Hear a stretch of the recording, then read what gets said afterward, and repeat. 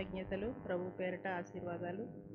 మరి ఈరోజు మరి వదిన గారు ఇచ్చినటువంటి అంశంలో ఇన్ని రోజులు మాట్లాడాము. ఈ చివరిగా మరి ప్రభు మనతో ఏం మాట్లాడినవి ఉన్నారో మరి ఆ యొక్క సిద్ధపడినటువంటి భాగాన్ని మరి ఈరోజు మాట్లాడుకుందాం. ఇక్కడ చేరిన పెద్దలందరికీ, రాయబాబు అన్న గారికి అందరికీ కూడా నా వందనాలు, కృతజ్ఞతలు. నన్ను ఇన్వైట్ చేసినటువంటి సంఘానికి, వదిన గారికి మరి నా ప్రత్యేకమైనటువంటి కృతజ్ఞతలు తెలుపుకుంటున్నాను. మరి ప్రతి సంవత్సరం కూడా ఈ యొక్క ప్రిస్కిల్లా సభల్లోకి రావడం నాకు ఒక ఆధిక్యతగా భావిస్తున్నాను. ముఖ్యంగా మరి ఈరోజు 1 కొరింథీ పత్రిక మరి 9వ అధ్యాయం 24 వచనం ఒకటి చదువుకుందాం. తీసిన వాళ్ళు ఎవరైనా చదవండి. పందెపు రంగమందు పరిగెత్తు వారందరూ పరిగెత్తుదురు కానీ ఒక్కడే బహుమానం పొందునని మీకు తెలియదా? బహుమానం పొందినట్లుగా పరిగెత్తుడి. పందెమందు పోరాడు ప్రతివాడు అన్ని విషయములందు మితముగా ఉండును.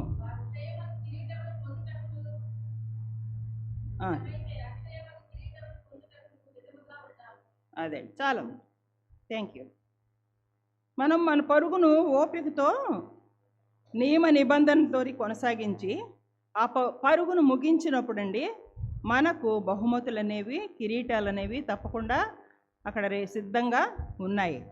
యేసు ప్రభువు అవమానాన్ని, శ్రమలను సహించారు మన కొరకు. ఓర్చుకొని మరి ఇప్పుడు ఎక్కడున్నారు? దేవుని యొక్క కుడి పార్శ్వమున కూర్చొని ఉన్నారు, సింహాసనం మీద కూర్చొని ఉన్నారు. మరి మనము మన ప్రభువు మనకిచ్చినటువంటి ఒక వాగ్దానము, ఒక హెచ్చరిక చూసుకుందాం. యేసు ప్రభు వారు ఇచ్చినటువంటి వాగ్దానం ఏంటో ఒకసారి చూసుకుందాము. ప్రకటన 22:12 అధ్యాయంలో వచనంలో ఇలా రాయబడి ఉంది: ఇదిగో త్వరగా వచ్చుచున్నాను, వాని క్రియల చొప్పున ప్రతివానికి ఇచ్చుటకు నేను సిద్ధపరిచిన జీతమును నా యొద్ద ఉన్నది. అయితే ప్రభువారు మరొక హెచ్చరిక కూడా ఇచ్చారు వాగ్దానంతో పాటు. ఏంటి అంటే, నేను త్వరగా వచ్చుచున్నాను. ప్రకటన 3:11 నేను త్వరగా వచ్చుచున్నాను, ఎవడును నీ కిరీటమును అపహరింపకుండునట్లుగా నీకు కలిగిన దానిని జాగ్రత్తగా పట్టుకొనుము. కాబట్టి మనం పొందుకున్న వాటిని జాగ్రత్తగా పట్టుకోవాల్సిన వారంగా ఉన్నాము. అది ఒక హెచ్చరిక. మనం ఏది కూడా జార విడుచుకోవడానికి వీల్లేదు. దేవుడు ఒక వాగ్దానము, ఒక హెచ్చరిక యేసుప్రభు వారు మనకి ఇచ్చారు. ఎవడు నీ కిరీటమును అపహరింపకుండునట్లుగా నీకు కలిగిన దానిని జాగ్రత్తగా పట్టుకొనుము అని చెప్తున్నారు. 1 కొరింథీ 3వ అధ్యాయంలోనండి 10-13 వచనాలు చదివితే అక్కడ నీ దేవుడు నీ క్రియలను, మన జీవితాలను, మన క్రియలను, మన పరుగును అన్నిటిని కూడా అగ్నితో పరీక్షిస్తాడు. బంగారము, వెండి, వెలగల రాళ్లతో మన పనిని కట్టినట్లయితే ఆ పని నిలబడుతుంది. అలాగే గడ్డి, కర్ర, కొయ్యకాలుతో కట్టినట్లయితే మనకి సిగ్గుపడవలసి వస్తుంది, మన పని కాలిపోతుంది. కాబట్టి మన పనిని మరి చెప్పినట్టుగా, వాక్యంలో చెప్పినట్టుగా మనం కట్టవలసినటువంటి అంశాలు ఉన్నాయి. అంటే అగ్ని అంటే తీర్పు అండి. తీర్పులో మన యొక్క పని నిలబడాలి. బహుమానం పొందినంతగా మనము కష్టపడాలి, పరిగెత్తాలి.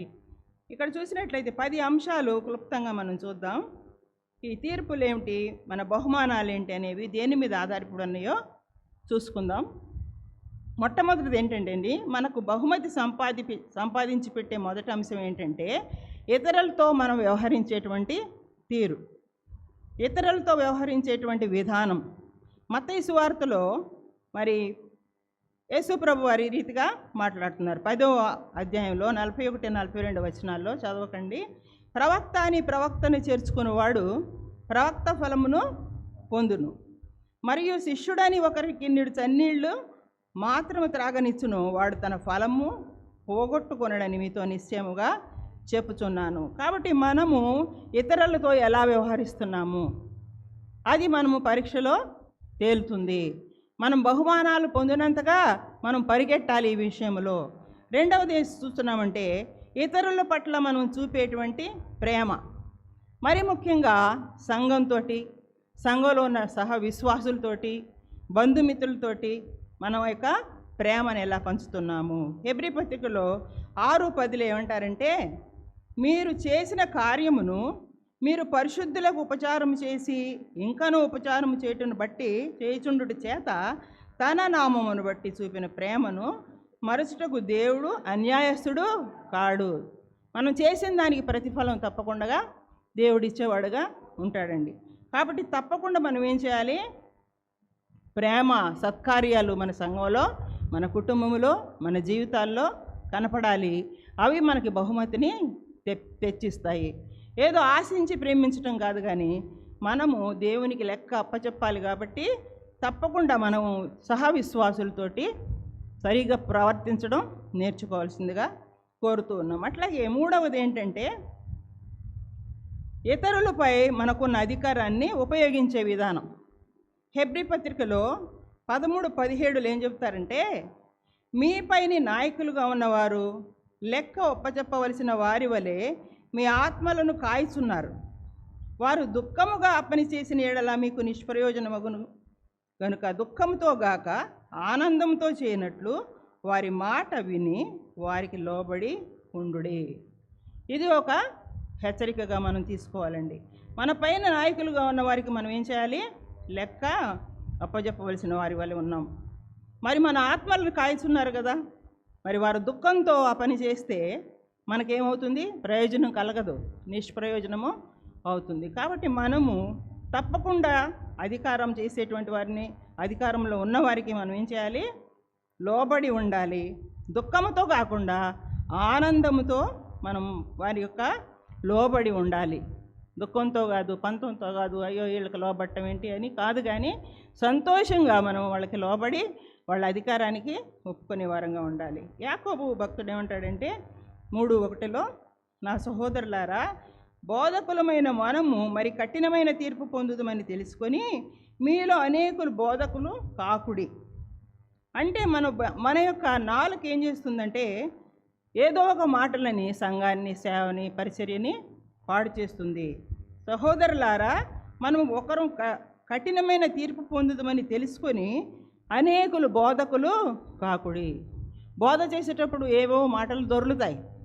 అప్పుడు మనం నోటిని కాచుకోలేకపోయామని అర్థమవుతుంది. కాబట్టి నాలుకని సాధు చేయండి అని చెప్తూ ఉన్నాడండి. నాలుకను సాధు చేసి పరుగు పందెంలో పోరాడాలి.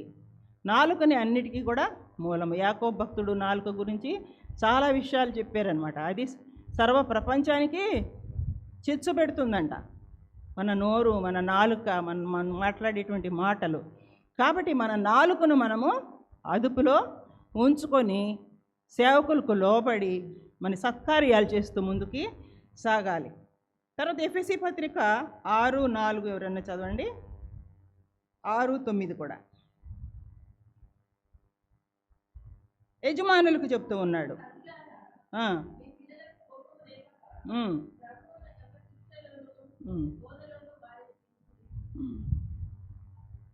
9వ వచనం చెప్పం. యజమానులారా, మీకును వారికిని యజమాను అయిన వాడు పరలోకమందు ఉన్నాడనియు ఆయనకు పక్షపాతము లేదనియు ఎరిగిన వారై వారిని బెదిరించుట మాని ఆ ప్రకారమే వారి ఎడల ప్రవర్తించండి అని చెప్తున్నాడండి. బెదిరించకూడదు. వారు ఎలాంటి వారో, వారికి ఎటువంటి మాటలు బోధపడతాయో అట్లా వారిని బోధించుకుంటూ రావాలి. అలాగే 1 కొరింథీ పత్రిక 11:3 చదవండి.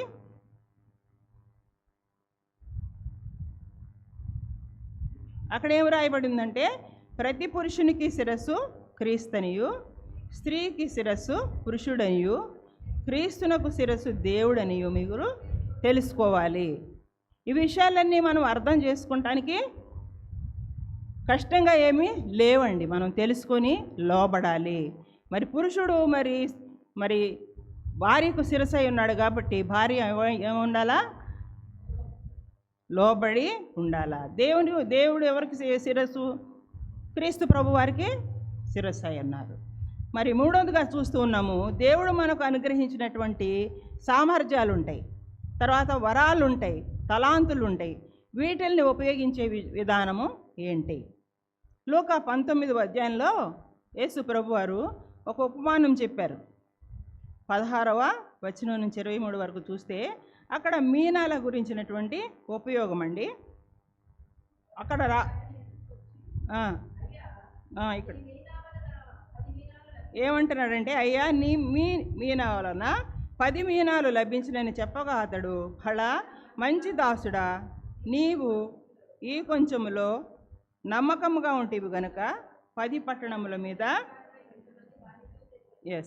దేవుడు మనకిచ్చిన వరాలను దేవుని మహిమార్థమై ఎలా వాడుతున్నామో కూడా తీర్పులోకి తీసుకొస్తాడు. మనకి రకరకాల తలాంతులు ఇచ్చారు, సామర్థ్యాలు ఇచ్చారు. వాటిని దేవుని పరిచర్యలో ఎలా వాడుతున్నాము? మనం తలాంతులను దాచిపెడితే ఏంటి ఉపయోగమా, నిరుపయోగమా? నిరుపయోగం. ఆలోచించాలండి. దేవుడు మనకు అనేక సామర్థ్యాలు ఇవ్వడం జరిగింది. పాడే సామర్థ్యం ఉంటుంది కొంతమందికి. దేవుని పరిచర్యలో వాడాలి, ఆ సామర్థ్యాన్ని వాడాలి, దాచిపెట్టకూడదు. వంట చేసే సామర్థ్యం ఉంటుంది కొంతమందికి. ఎక్కడికి వెళ్ళినా ఏమైనా సంఘాలలో పనులుంటే చక్కగా వంటలు చేసేటువంటి సామర్థ్యం దేవుడు నాకు ఇచ్చాడు, బలం ఇచ్చాడు, శక్తి ఇచ్చాడు, కాబట్టి నేను దానిని వాడాలి అని అర్థం చేసుకోవాలి.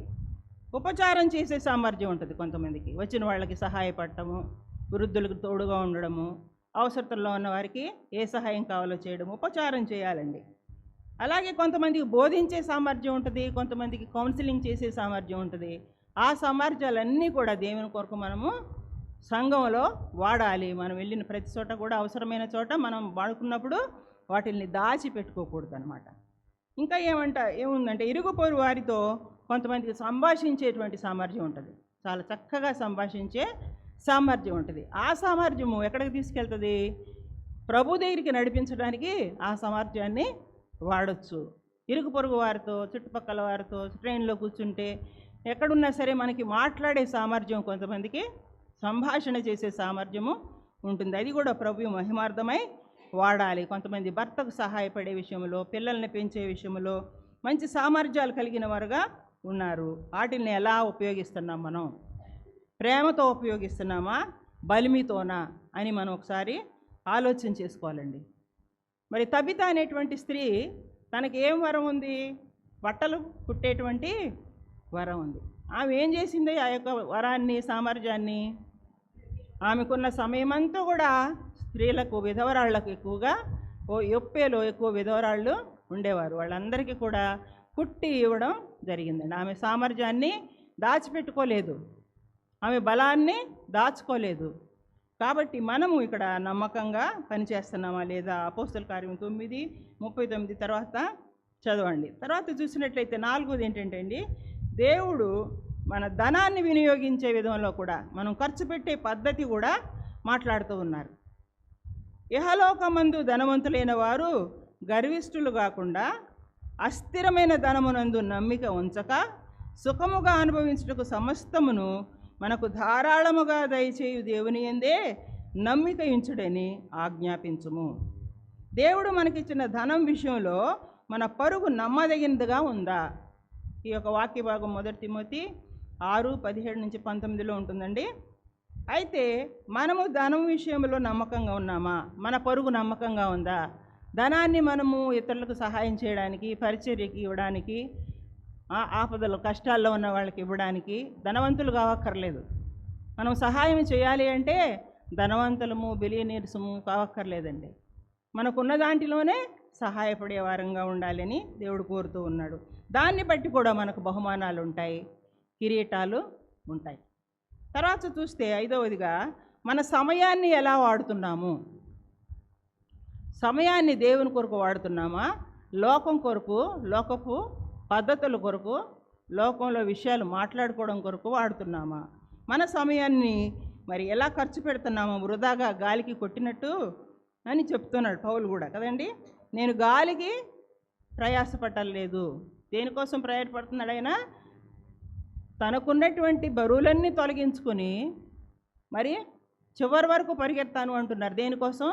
నా కొరకు బహుమానము దాచబడి ఉన్నది, నా పరుగును నేను కడముట్టించుకుని. అటువంటి పరుగు మనం కలిగిన వారంగా ఉండాలి. మన టైం దేవుని కార్యాలకు ఇస్తున్నామా లేదా? కొంతమంది చూస్తాము మీటింగ్స్ ఉన్నాయంటే కూడా రాలేరు, ఎందుకంటే ఉద్యోగంలో సెలవు పెట్టలేరు.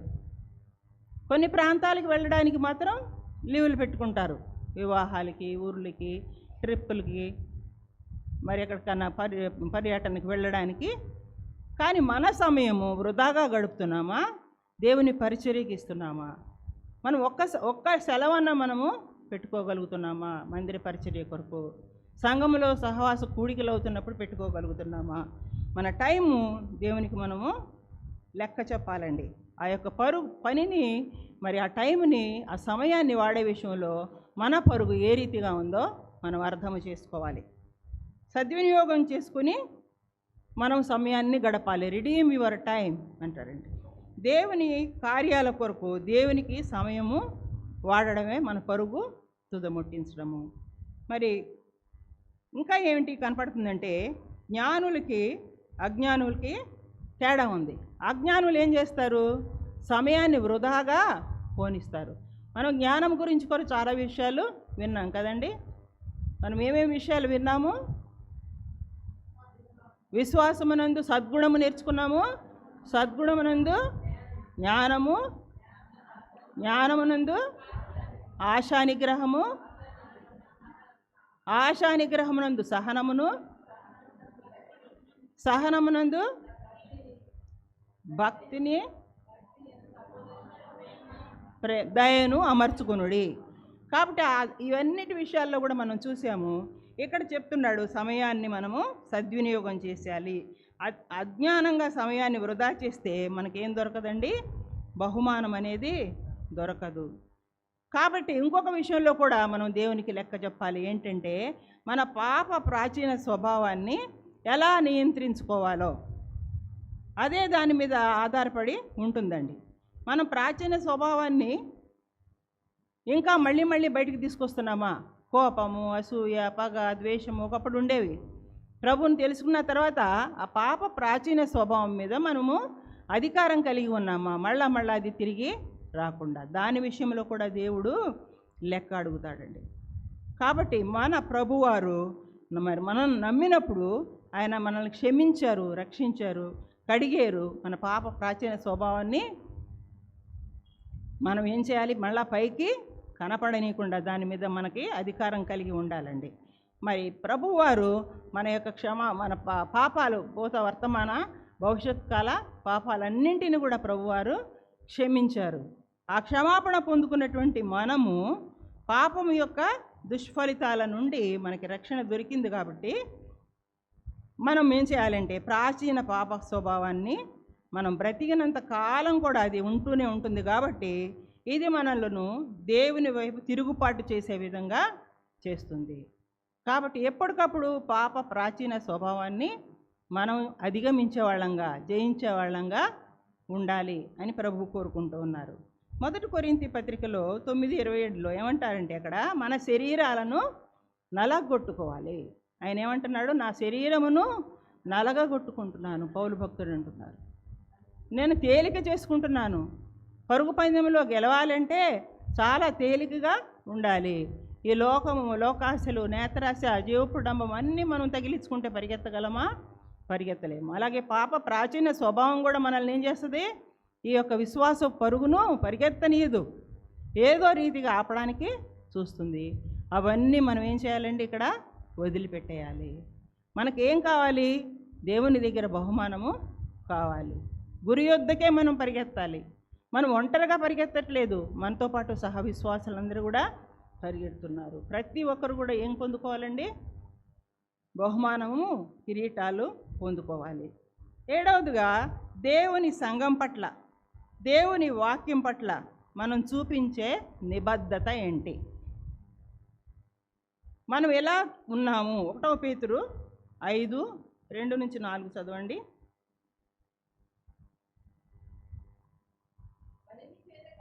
బలిమి చేత కాక దేవుని చిత్త ప్రకారము,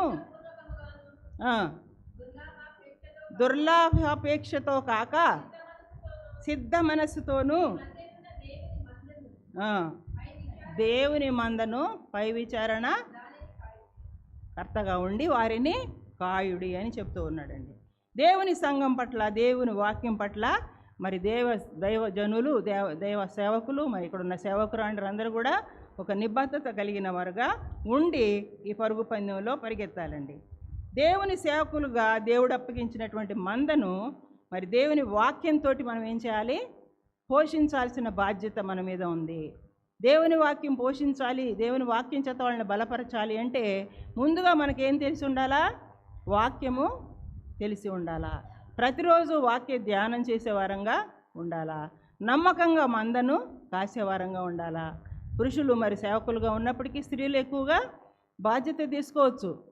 ఎక్కువగా ఆత్మల రక్షణ కొరకు, ఆత్మల సంపాదన కొరకు తిరగవచ్చు, మందను కాయొచ్చు, సంఘానికి ప్రతి ఒక్కరిని పరిచయం చేయొచ్చు. కానీ పురుషులు మరి సేవకుల కన్నా ఎక్కువ మరి సేవకురాళ్లకు బాధ్యత ఉంటుందండి. తప్పకుండా మరి మనకు అప్పగించిన పనిని ఏం చేయాలండి?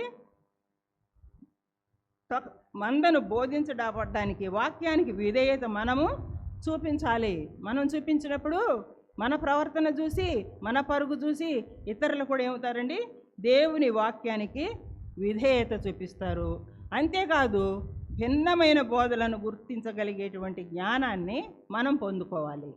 అదొక పరుగు పందెంగా మనము పెట్టుకోవాలండి. తర్వాత 8వదిగా ఏం చూస్తున్నామంటే, మనం క్రీస్తు కొరకు అనుభవించిన శ్రమ క్రైస్తవులమని అనిపించుకొనుటకు ఈ సమాజంలో అవమానించబడతాము కదండి. చాలామంది అవమానించబడతారు. 1 పేతురు 4:12-14 చదవండి.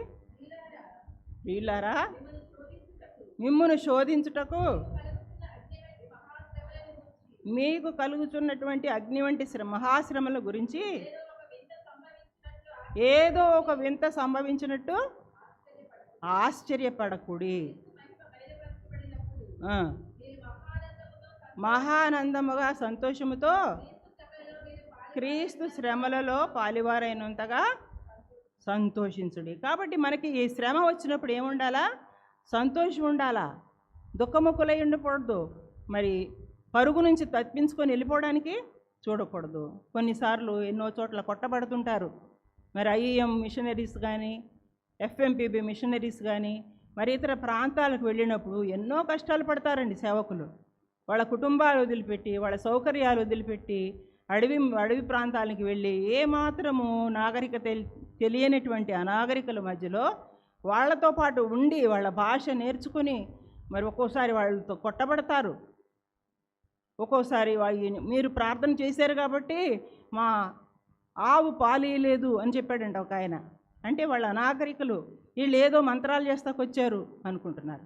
అలాంటి వారి దగ్గర కూడా ఉండి వాళ్ళు పరిచర్య చేసి ఈరోజు ఎంతోమంది చదువు తెలియని వాళ్ళు ఇంగ్లీషు మీడియంలో చదువుకొని క్రైస్తవ మిషనరీస్ ద్వారా, ఐఎం వాళ్ళ ద్వారా ఎక్కడికి వెళ్ళారండి? ఒకసారి ఒక బ్రదర్ చెప్తూ ఉన్నారు, ఆయన మళ్ళీ ఒకసారి వెళ్తున్నారంట ఆ నార్త్ ఇండియా విలేజ్ ప్రాంతానికి, ఎక్కడైతే పరిచయం చేశారో అదే బస్సులో ఒక అబ్బాయి ఎక్కాడంట. మీరు ఎక్కడికి వెళ్ళాలి అని ఇంగ్లీషే మాట్లాడుతున్నాడంట, అసలు వేరే భాషనే మాట్లాడలేదట. ఈయన తెలుగు మాట్లాడుతున్నారట, వాళ్ళ భాష మాట్లాడుతున్నారట, హిందీ మాట్లాడుతున్నారట, ఇంగ్లీషులో నుండి దిగట్లేదట. తీరా ఎవరు నువ్వు అంటే అప్పుడు చెప్పాడంట, ఒకప్పుడు ఇక్కడికి కొంతమంది వచ్చి మమ్మల్ని పాఠశాలలో చేర్చి మాకు నాగరికత నేర్పించి చదివించి మమ్మల్ని బైబిల్ కాలేజీలకి పంపించారండి. నేను ఇప్పుడు 5 సంఘాలు కట్టాను. చూసారండి ఎంత శ్రమతో కూడింది. మరి ఆ యొక్క సేవకుడు మరి కరోనా సమయంలో చనిపోవడం జరిగింది. పిల్లలు హాస్టల్లో పెట్టడం, భార్య భర్తలు ఒక దగ్గర ఉండలేకపోవడం, ఖాళీ చేయమని చెప్పడము, ఇదిగో వీళ్ళు ఏదో చేస్తున్నారు, మంత్రాలు చేస్తున్నారు అనడము. ఒక ఆయన ఒకటే చెప్పాడంటండి, వీళ్ళు రెడీగా ఉండేవాళ్ళంట, తీసుకెళ్ళిన కొద్ది సామాను బస్తాల్లో కట్టుకొని సిద్ధంగా ఉండేవాళ్ళంట, ఎప్పుడు ఏ రోజు వచ్చి వెళ్ళిపోమంటారో. ఏమీ లేవు అక్కడ, 1 చీర 2 చీరలు భార్యకు ఉండేవి. వాటితోనే వాళ్ళు ఏం చేశారండి, వాళ్ళు తమను నష్టపరుచుకున్నారు, దెబ్బలు తిన్నారు, అవమానాలు పాలయ్యారు. మరి అక్కడ వారికి సబ్బు కూడా తెలియదంటండి ఆ ప్రాంతంలో. ఆ మిషనరీ గారు, ఆ సేవకుడు ఏం చేస్తున్నారంటే వాళ్ళకి వెళ్ళి నీళ్ళల్లో దిగి సబ్బు చూపిస్తున్నారట, సోపు. వాళ్ళు పారిపోతున్నారంట. అదేంటో మనకి మంత్రం చేస్తాడేమో అని. చూసారా, అలాంటి వారి మధ్య ఎన్నో నిందలు, దెబ్బలు, అవమానాలు పాలయ్యి ఏం చేశారండి, సేవకులు కొట్టబడి దెబ్బలు తిని మరి అక్కడ సువార్త పనిచేశారు. ఈరోజు అక్కడ ఎన్నో సంఘాలు ఉన్నాయి. మరి కాబట్టి మనము క్రీస్తు కొరకు అనుభవించవలసినటువంటి శ్రమలు మనం అనుభవించాలా. మనకు అన్ని కంఫర్ట్స్ కావాలా, మన ఊరు నుంచి వదిలి వెళ్ళకూడదు, ఇక్కడ అన్నీ ఏర్పాటు చేసుకున్నాం కదా, కాదండి. మారుమూల ప్రాంతాలకు వెళ్ళి ఎంత పరిచర్య చేయబట్టి ఇప్పుడు ఎంతోమంది క్రైస్తవ విశ్వాసులుగా ఉండి సంఘాలు కట్టే స్థితికి వచ్చారు. వాళ్ళు ప్రభుత్వాలు చేయలేని పనులు ఈ యొక్క సేవకులు చేశారు. ఏమన్నా లాభం కొరం చేశారా? వాళ్ళ పిల్లల్ని ఎక్కడో హాస్టల్స్లో పెట్టడం, సంవత్సరానికి ఒకసారి వచ్చి చూడడం, అక్కడ ఏ రోజు ఏం చేస్తారో తెలియదు. అట్లాగే కుల్లు మనాలిలో కూడానండి, అక్కడ కూడా మరి భర్త లేనప్పుడు వచ్చి కత్తి తీసుకుని వచ్చారట ఒక ఆయన భార్యను చంపడానికి. మీరు ఇక్కడ ఏదో క్రీస్తుని బోధిస్తున్నట్టున్నారు, మీ మత బోధ చేయడానికి వచ్చారు, ట్యూషన్ చెప్తామని బోర్డు పెట్టుకున్నారట. ఇంగ్లీషు చెప్తామని చెప్పినప్పుడు అక్కడ నార్త్ ఇండియాలో రాదు కాబట్టి చాలామందిని చేర్చారు. వాళ్ళు వచ్చినప్పుడు వీళ్ళు ఏం చేసేవాళ్ళు, రహస్యంగా సువార్త చెప్పేవాళ్ళు అన్నమాట. అది అనుమానించి వాళ్ళు వీళ్ళ మీద చంపడానికి ట్రై చేశారు. ఆ ప్రాంతం నుంచి మళ్ళీ ఇంకో ప్రాంతం, ఒకసారి సమర్పించుకున్నాక మళ్ళీ వెనక తిరగకూడదు కదా. అట్లాంటి కష్టాలు పడుతూ ఉన్నారు. మనం ఏమీ కష్టపట్టలేదండి, హాయిగా కూర్చుంటున్నాం, మంచి పరిచర్యలు ఉన్నాయి చేసుకుంటున్నాం, అన్ని సుఖాలు అనుభవిస్తూ ఉన్నాం. కాబట్టి క్రీస్తు కొరకు మనం శ్రమ అనుభవించవలసిన వారంగా ఉన్నామని అర్థం చేసుకోవాలా. 9వదిగా చూద్దాము, క్రీస్తుని గురించి సాక్ష్యం ఇచ్చుట. ఆత్మల సంపాదన. కన్నీటితో విత్తువాడు ఏం చేస్తాడంట, సంతోషగానముతో పంట కోయును. విత్తనం ఏంటండి, దేవుని యొక్క వాక్యము. విత్తనము దేవుని వాక్యమైతే విత్తనము విత్తుట ఏంటి అంటే సువార్త ప్రకటించుట. సువార్త ప్రకటించే పని చేయాలి. దానికోసమే సమర్పించుకున్నాం, అదే పని చేయాలి. సువార్త ప్రకటన ప్రయాసతో కష్టంతో నిండుకున్నది, కానీ సువార్త ప్రకటించడమే కష్టంతో కూడుకున్న పని అయినప్పుడు దాన్ని ఒక వ్యక్తి విశ్వసించడం చాలా కష్టమైన పని. మనం చక్కగా చెప్పేస్తాం. కొంతమంది ఏం చేస్తారు, ఇంటి ముందు కరపత్రాలు పెట్టేసి ప్రభువా నేను సేవ చేసేసి అనుకుంటారు. కానీ వ్యక్తిగత సువార్త చేసినప్పుడు అర్థమవుతుందండి. ఒక వ్యక్తిని ఒప్పించగలగాలి అంటే అదొక ఆయన విశ్వసించడం అనేది చాలా కష్టమైన పని. కీర్తనకారుడు 126లో ఏమంటాడంటే, కన్నీళ్లు విడుచుచూ విత్తవాడు సంతోషగానముతో పంట కోయను. కాబట్టి మనం ప్రార్థనతోటి కన్నీటితోటి స్వార్థ పరిచర్య, క్రీస్తుని గురించిన సాక్ష్యం చెప్తూ పరిచర్య చేయవలసిన వారంగా ఉన్నాము అని ఇక్కడ తెలియజేస్తున్నారండి. సువార్తన ప్రకటన ద్వారా కొద్ది మందినైనా మనం ఏం చేస్తే రక్షించగలిగితే పరలోకంలో ఉన్నటువంటి దూతలు సంతోషిస్తారు. నీతి లేని ఒక వ్యక్తి నీతి మార్గంలోనికి మళ్లించబడినప్పుడు అది ఒక నక్షత్రంలాగా ప్రకాశిస్తారు. దానియేలు గ్రంథం 12:3 చూడక్కర్లేదులేండి. అయితే తర్వాత చూసినట్లయితేనండి 10వది, క్రీస్తు కొరకు మనము నష్టపోయాల్సింది ఏంటి. యేసు ప్రభువుని విశ్వసిస్తే మనం ఏం చేస్తాం, చాలా నష్టపోతాం అనుకుంటాం చాలామంది కదా. నిజంగానే నష్టపోతాం, కష్టపడతాం. మన పిల్లలకు మరి రాయితీలు లభించవు, రిజర్వేషన్స్ లభించవు, ఉన్నత విద్య చదవాలంటే కష్టంగా ఉంటుంది. అయినా సరే వాటిని లెక్క చేయకుండా మనం ఏం చేయాల్సిన వారంగా ఉన్నామంటే క్రీస్తు కొరకు నష్టపోయే వారంగా ఉండాలి. మనకేంటి, పరలోకమే ముఖ్యము. పరిచర్యకు మనల్ని మనం అప్పగించుకున్నప్పుడు మనం దానిలోనే నిబద్ధత కలిగి ఉండాలి, ఓర్పుతో పరిగెత్తాలి. పరిచర్యకు వచ్చాము, పరిచర్యలో ఎన్ని కష్టాలు వచ్చినా ఓర్పుతో పరిగెత్తాలి, కానీ తిరిగి వెనకకు చూడకూడదు. తిన్నగా చూసేవారంగానే ఉండాలి. రెండు వైపులు చూస్తే పరిగెత్తేవాడికి బహుమానము రాదు. ఆయన ఎట్లా పరిగెత్తున్నాడో చూద్దాం, ఈయన ఎట్లా పరిగెత్తున్నాడో చూస్తాం అనేటప్పటికి ఒకరు వెళ్ళిపోతారు అక్కడికి. 400 మీటర్స్ 5 మినిట్స్లో వెళ్ళిపోతారు. కాబట్టి ఈ యొక్క పరుగు పందెంలో మనం క్రీస్తు కొరకు నష్టపోవాలి అని చెప్పబడుతున్నామండి. ఇక్కడ మరి పరిస్థితులు, ఉద్యోగాలు అవి ఏమన్నా తక్కువైనాయండి మన పిల్లలకి? ఏమీ తక్కువలా. ప్రభువుని నమ్ముకున్నాం, పరిచర్య చేస్తున్నాం, దేవుని యొక్క చిత్తంలో వారు మంచి ఉన్నత స్థితిలోకి వచ్చారు. సేవకుల పిల్లలు ఎవరన్నా తక్కువలో ఉన్నారా? లేనే లేరండి. మనం నమ్మకమైన పరిచర్య చేస్తే మన యొక్క పిల్లల బాధ్యత దేవుడు చూసుకొని వాళ్ళని చక్కగా స్థిరపరుస్తారు. ప్రభువును వెంబడించడం అంటే నష్టాలతో కూడిన పని అని చాలామంది ఏం చేస్తారు, వెనకకి వెళ్ళిపోతారు. కాబట్టి మన పరుగును ముగించొద్దు. మన పరుగు వెనకకి కష్టాలు వచ్చినా, నష్టాలు వచ్చినా, ప్రయాస వచ్చినా సరే మన పరుగును ఏం చేయాలండి, పరిగెత్తాలి. పరిగెత్తడము అంటే ఏదో చక్కటి మెత్తటి మరి ఆ యొక్క కుషన్ మీదనో లేకపోతే చక్కగా ఉన్నటువంటి ఇంకేమంటారు మైదానంలోనో లాన్లోనో పచ్చగడ్డిలోనో పరిగెత్తడం కాదండి. ఎక్కడ పరిగెత్తాలి, గరుకుగా ఉన్నటువంటి మార్గంలో పరిగెత్తాలి. ఇలాంటి పరుగే ఏం చేస్తుందండి, మనకి కిరీటాన్ని తెచ్చిపెడుతుంది. నేను మెత్తగా ఉన్న ప్రదేశంలో పరిగెత్తుతా అంటే నువ్వు ఓడిపోయినట్టే, నువ్వు పార్టిసిపేట్ చేయడం కూడా దండగా. కాబట్టి గరుకు నేలలో, రాళ్ల నేలల్లో ముళ్ళు గుచ్చుకుంటున్నా సరే మన పరుగుని ఆపకుండా పరిగెత్తాలి అని చెప్తూ ఉన్నారు. అయితే మన పరుగుకు తగ్గటువంటి కిరీటాలు ఏమిటో ఇప్పుడు మనం చూద్దాం. 5 రకాలైనటువంటి కిరీటాలను దేవుడు మనకి వాగ్దానం చేశారు. మొదటిది ఏంటి అని అంటే, మనకి ఇవ్వడం కోసం యేసు ప్రభు వారు ఒక మంచి కిరీటం ధరించారు. ఏం కిరీటం అండి, ముళ్ళ కిరీటం ధరించవలసి వచ్చింది. మనకు వాడబారని కిరీటాలు ఇవ్వడం కోసం ప్రభువారు మన కొరకు ముళ్ళ కిరీటాన్ని ధరించాల్సి వచ్చింది. ప్రయాస యేసు ప్రభువుది, ప్రతిఫలం ఎవరిదైంది, మనదైంది. ఇక్కడ ఎవరికి ఏ కిరీటం లభిస్తుందో తెలుసుకుందాము. మొట్టమొదటి ఏంటి అంటేనండి, 1 కొరింథీ పత్రిక 9:25లో అక్కడ ఏం రాయబడిందంటే అక్షయ కిరీటము అని చెప్తున్నాడు పౌలు గారు. ఈ లోకాన్ని అమితంగా అనుభవించకుండా మితంగానే జీవిస్తూ పరిగెత్తాలి. మితంగానే అనుభవించాలి. లోకంలో ఉన్నాము కానీ మనం ఏం చేయాలి, లోకము అనుభవించని వారి వల్లనే ఉండాలి. మితముగా అన్ని విషయాలలో మితముగా ఉండాలి.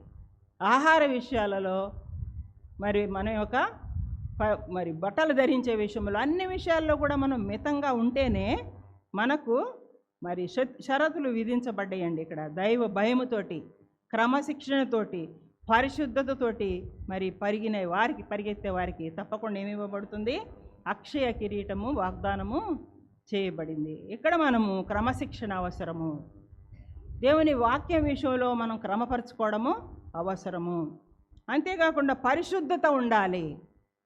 పరిశుద్ధతతోటి మనము పరుగు పందెంలో పాల్గొనాలి. ఈ లోక మాలిన్యాలు మనకు అంటకూడదు. లోకాశలు మొదటి నుంచి నేర్చుకున్నాం కదండి. లోకము, సాతాను దూతలు, మన సొంత శరీరము మనల్ని ఏం చేస్తున్నాయి, పరిగెత్తకుండా వెనకకు లాగుతున్నట్టుగా చూస్తూ ఉన్నాం. కాబట్టి ఇక్కడ ఏం చేయాలి అంటే, మన అక్షయ కిరీటం మనకు దొరకాలి అంటే దాని కొరకే మన పరుగు ఉండాలి. అన్నీ మంచిగా ఉంటే పరిగెత్తా, నేల బాగుంటే పరిగెత్తా, సమయం బాగుంటే పరిగెడతా, ఆరోగ్యం ఉంటే పరిగెడతా కాదండి. ఒక్కసారి తీర్మానం చేసుకున్నప్పుడు మరి పౌలు భక్తుడు ఆయన ఏమి మంచి అనుభవించారనండి, నన్ను నేను నలగగొట్టుకుంటున్నాను, ఆ బరువులను తేలిక చేసుకుంటున్నాను. ఆయన ఉన్నది చెరసాలలో, ఆహారం లేదు, ఎన్నో కష్టాలు, ఎప్పుడు ఎవరొచ్చి చంపుతారో కూడా తెలియదు. తెలుసు, ఆయనకి చంపబడతాడని తెలుసు, హతసాక్షి అవబోతున్నాడని తెలుసు. కానీ చివరి వరకు కూడా ఈ యొక్క పత్రికలకు రాస్తూనే ఉన్నారు. ఇవి మనకు ఇప్పుడు చెప్పుకోవడానికి ఎంత చక్కగా చెప్పుకుంటున్నాం, కానీ ఆయన ప్రయాస ఎంత ఉందో, ఆయన ప్రార్థన ఎంత ఉందో కదండి. పరుగు పందెంలో మనం ఏం కిరీటం పొందగలమండి, అక్షయమైనటువంటి కిరీటం దొరకాలంటే మన పరుగు పరిశుద్ధమైనదిగా ఉండాలి, వాక్యానుసారమైనదిగా ఉండాలి. అప్పుడే మన పరుగును ఆశించగలను. లేకపోతే దురాశ అవుతుంది.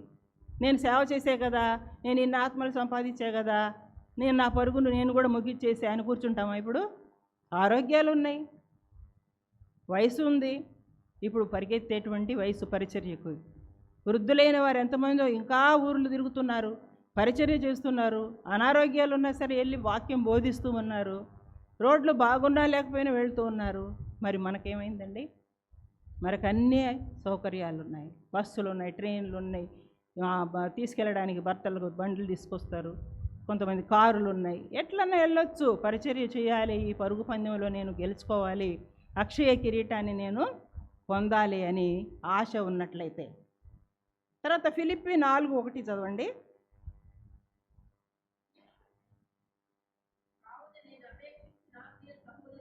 నేను అపేక్షించిన ప్రియ సహోదరులారా, నా ఆనందమును నా కిరీటమునై ఉన్న నా ప్రియులారా, ప్రభువునందు స్థిరులై ఉండుడి. ఇక్కడ చెప్తూ ఉన్నాడండి. ఇక్కడ ఏ విషయం అయితే చెప్తూ ఉన్నాడంటేనండి, నా ఆనంద కిరీటము మీరే. సంఘ విశ్వాసుల క్షేమం కొరకు, వాళ్ళ అభివృద్ధి కొరకు ప్రయాసపడే వారికి ఒక కిరీటం దాచబడి ఉంది. అది ఏంటంటేనండి, అతిశయ కిరీటము లేక ఆనంద కిరీటము. అతిశయ కిరీటం అని పిలవచ్చు, ఆనంద కిరీటం అని పిలవచ్చు. ఇది మనకు సొంతం చేసుకోవాలంటే మనం ఏం చేయాలండి? ప్రయాసపడాల్సిన వారంగా ఉన్నాము. సంఘాన్ని కట్టే విషయంలో ప్రయాసపడాల్సిన వారంగా ఉన్నాము. ఆత్మలు జారిపోకుండా, సంఘస్థులు వలిగి వెళ్ళిపోకుండా మనం జాగ్రత్తలు తీసుకోవాల్సిన వారంగా ఉన్నాము. మన పరుగు పందెం ఏంటి? పరిచర్య కట్టడము, సేవ కట్టడము, ఆత్మలను సంపాదించడము. ప్రభు దగ్గర నిలబడినప్పుడు సిగ్గుపడనక్కర్లేని వాని వల్లే మనం ఉండాలి. కాబట్టి ఇక్కడ ఏం చెప్తూ ఉన్నారంటే, ఆత్మలు సంపాదించే వారికి, దేవుని సంఘాన్ని కట్టే విషయంలో ప్రయాసపడే వారికి, సహాయపడే వారికి కూడా లభించే కిరీటం ఏంటి అంటే అతిశయ కిరీటం. తర్వాత చెప్తున్నాడు యాకోబు, మరి ప్రకటన 2:10 చదవండి.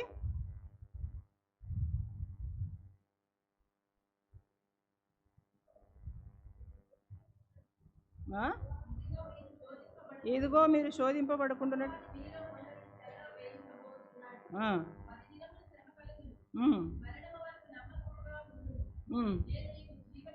అదండి, మరణము వరకు నమ్మకంగా ఉంటే మనం ఏం పొందుకుంటాం? జీవ కిరీటము పొందుకుంటాము. యాకోబు 1:12 ఏమంటాడంటే, శోధన సహించువాడు ధన్యుడు, అతడు శోధనకు నిలిచిన వాడై ప్రభువు తను ప్రేమించు వారికి వాగ్దానం చేసిన జీవ కిరీటము పొందును. కాబట్టి ఈ లోకంలో మనకు కలిగేటువంటి ఈ శ్రమల్లో మన విశ్వాసాన్ని కోల్పోకుండా, పాపంలో పడకుండా ఓపికతో కనుక మనం పరిగెడితే మనకేం వస్తుందండి? జీవ కిరీటం పొందుకునే వారంగా ఉంటాము. క్రీస్తు ప్రభువు కొరకు జీవిస్తేనే మన పరుగు పందెంలో మనకేం తోతుంది? శ్రమలు వస్తాయి, నిందలు వస్తాయి, శోధనలు వస్తాయి, ఒక్కొక్కరు ఒక్కొక్క మాట అంటారు, ఒక్కొక్కసారి ఆరోగ్యాలు పాడైపోతాయి, ఆర్థికంగా చితికిపోతాం. అయినప్పటికీ కూడా మనకు చివరకు మిగిలేది ఏంటండి? జీవ కిరీటము దేవుడు ఇస్తానన్నాడు. చనిపోవచ్చు కూడా, పరిచర్యలో చనిపోవచ్చు కూడా, కానీ మనము జీవ కిరీటము మనకు వాగ్దానము చేయబడింది. 4వదిగా చూసినట్లయితే 2 తిమోతి 4:7-8 చదవండి. మంచి పోరాటం పోరాడితిని, నా పరుగు కడముట్టించితిని, విశ్వాసము కాపాడుకుంటుని. కాబట్టి మనకి ఇక్కడ ఏంటి అంటేనండి, మనము మన పరుగులో నీతి నియమాలను కొనసాగించాలి. మన పరుగు తుదముట్టించాలంటే ఏం చేయాలి? మంచి పోరాటాన్ని పోరాడాలి, విశ్వాసాన్ని కాపాడుకోవాలి. ఇక మీదట నా కొరకు నీతి కిరీటం, అప్పుడే మనకేం దొరుకుద్దండి? నీతి కిరీటము మనకి దొరకాలంటే మనం ఏం చేయాల్సిన వారంగా ఉన్నాం? మంచి పోరాటం పోరాడవలసిన వారంగా ఉన్నాము. శోధనలు వచ్చినప్పుడు తప్పుకుపోవడము, అన్ని పరిస్థితులు బాగున్నప్పుడు పరిచర్యలో ఉండటం, అప్పుడు మనకి ఏ కిరీటము కూడా దొరకదండి, అవమానాలే జరుగుతాయి. అక్కడ 10 మీనాలు ఇచ్చినప్పుడు అక్కడ ఏం చేస్తాడు ఆయన? 10 పట్టణాల మీద నువ్వు అధికారిగా ఉండు అని చెప్తారండి. మరి ఇక్కడ మనం చూస్తూ ఉన్నాము, నీతి కిరీటము మనకు వాగ్దానము చేయబడింది. నిరీక్షణ గలవారంగా మనం ఉండాలి. ఆయన యొక్క రాకను ప్రేమతో కోరుకునే వారంగా ఉండాలి. యేసు ప్రభు యొక్క రాకను ప్రేమతో కోరుకోవాలి అంటే మనం ఏముండాలి? ఇక్కడ సిద్ధపడి ఉండాలి, సిద్ధపాటు కలిగి ఉండాలి. సిద్ధపాటుతో పరుగు పందెంలో మనము పాల్గొనవలసిన వారంగా ఉన్నాము. అప్పుడే మనం ఏం కిరీటం పొందుకోగలం? నీతి కిరీటమును పొందుకోగలము. ఆ కిరీటము కావాలి అంటే ఈరోజు రాత్రి నువ్వు తీర్మానించుకోవాల్సింది ఏంటి అంటే, నా విశ్వాసాన్ని నేను కాపాడుకోవాలి, పరిచర్యలో నేను స్థిరంగా ఉండాలి, సహవాసానికి నమ్మకంగా ఉండాలి, సంఘానికి వచ్చేవారికి నమ్మకంగా ఉండాలి. తర్వాత 5వది చూస్తున్నాం.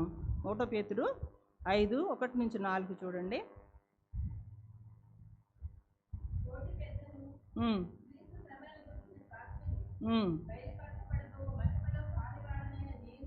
బయలుపరచబడు మహిమలో పాలివాడనైన నేను మీలోని పెద్దలను హెచ్చరించుచున్నాను. బలిమి చేత కాక దేవుని చిత్త ప్రకారము ఆ, ఆ, సిద్ధ మనసుతోను మందను కాయాలి. ఇది సంఘ కాపరులకి, సంఘ నాయకులకి, సంఘ కాపరుల భార్యలకి చెప్పబడుతున్నటువంటి ప్రత్యేకంగా వాగ్దానం చేసినటువంటి కిరీటం. మన సంఘాన్ని ఎలా పోషిస్తున్నామో, వారిని ఎలా కాపాడుతున్నామో, వారి ఎదుట మాదిరికరమైనటువంటి జీవన విధానాన్ని మనం ఎలా జీవిస్తున్నామో దాని మీద ఆధారపడి ఈ కిరీటం ఉంటుంది. కాబట్టి ఇక్కడ చూస్తూ ఉన్నాము, మన సంఘం బాగుండాలి, సంఘం ఎదుట మనం ఎలా ఉండాలి, మన ప్రవర్తన సరిగా ఉండాలి అంటే మనం ఏం చేయాలంటే నాలుకను స్వాధీనంలో ఉంచుకోవాలి. ఈ నాలుకలు ఏం చేస్తాయండి?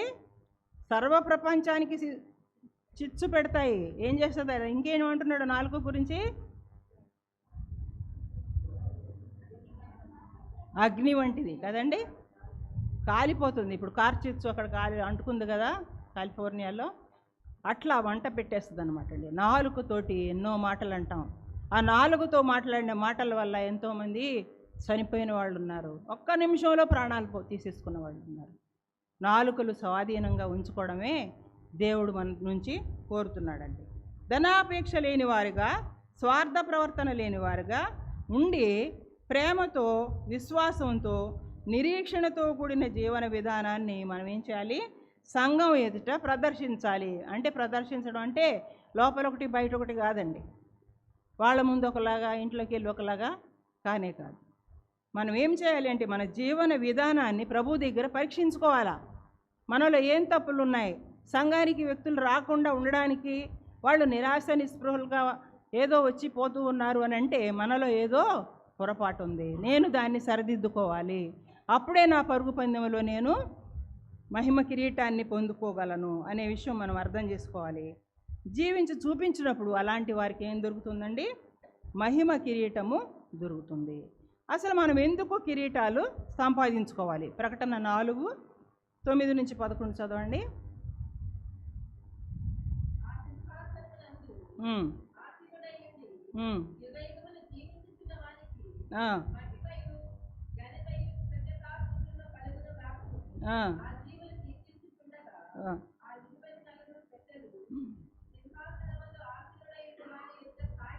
సాగిలపడి